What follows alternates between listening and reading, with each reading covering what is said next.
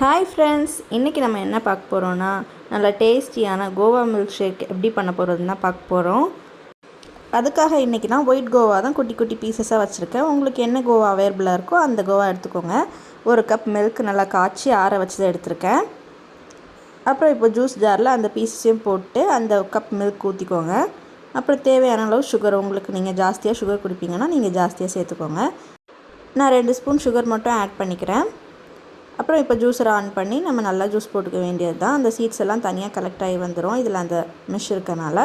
அப்புறம் நம்ம ஃபில்ட்ரு பண்ணி ஊற்றிக்க அவசியம் கிடையாது. நார்மல் மிக்ஸியில் அடிச்சிங்கன்னா நீங்கள் ஃபில்ட்ரு பண்ணி ஊற்றிக்கோங்க.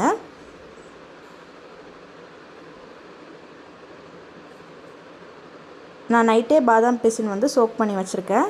அதை இப்போ இதில் ஆட் பண்ணிக்கிறேன். உங்களுக்கு சியா சீட்ஸ் வேணுன்னா சியா சீட்ஸ் ஆட் பண்ணிக்கோங்க. நான் இன்றைக்கி பாதாம் பிசின் தான் ஆட் பண்ணிக்கிறேன்.